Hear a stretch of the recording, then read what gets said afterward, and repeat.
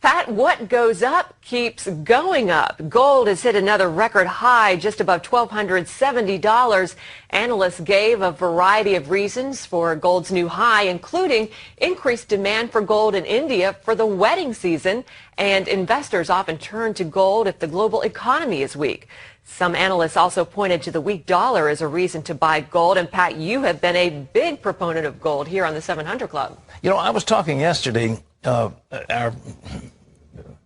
Vice President of Finance has certain funds that we've been putting into various foreign currencies, and he said to me, what should we do? Should we move into Japanese yen? And I just don't feel comfortable with the yen. The Australian dollar's had a great run, but it's faltering. The same thing with the Canadian dollar. So where do you put your money? And I determined yesterday, without question, the place to put it's in gold. And it's true. I don't see any other way to go except with gold. I really, you know, the paper money just isn't worth anything. And if you can see this headline in the Wall Street Journal, we had it, but there it is right there. Gold at a new high. A new high of $1,269. I said it was going to $1,850. It's on the way. There's nothing going to stop it, but it's denominated in dollars.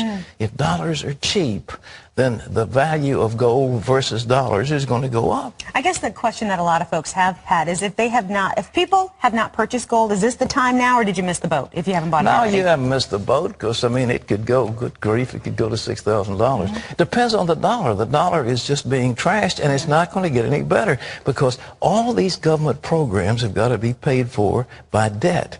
Where do they get the money? Taxes? Yeah, but they can't pass taxes because we got too many taxes. So they're going to borrow it. So they're going to borrow it from foreigners. Foreigners are going to say, well, no way. So they're going to look to the Federal Reserve Board, and the Federal Reserve Board will, quote, monetize the debt, which means that they will play little games and essentially print money. And once they start printing money, the value of the dollar is going down. The long-term trend of the U.S. dollar is down, and the long-term trend of most paper currencies is also down. So in terms of gold, gold isn't really changing in value. It's just being priced in dollars, and dollars are cheaper. So you'll get more dollars for your gold. Good to know. Well, I've said this before on the show, and I'll say it again. If you have any extra gold bars laying around, you know, I'll take it. You have been saving up your gold bars, haven't you? I don't even know about gold chips. Maybe gold dust. I got a little gold dust in the house. Gold dust. Hey, listen, we're going to have a little bit more fun. This is our time to answer your email questions. Literally, people have been getting logging on to CBN.com as we speak to ask Pat questions. And the first one comes from David, who says, I would like to buy gold coins, but the price of gold is near an all-time high. Is this a good time to buy, Pat? Well, you talk about gold coins. I frankly don't know anything about gold coins. They're considered rarities, and the price is much higher. I have liked what's called bullion coins. I've got some from the United States Mint. Some years ago, when gold was about, what was it, $400, $500 an ounce. And that seemed high at the time. But I got all those coins, and some of them are proof coins. They're really nice. They're pretty, and they come in little nice blue boxes. And oh, that would be a lovely gift to me. Oh. So when you feel like you want to give me something, I'm telling you that would be great. Sit around thinking, oh, if I could just do this. In any event, but a rarity, I don't understand it, because it depends on dealers and so forth. So is this a good time to buy gold? Yes. Physical gold, bullion gold.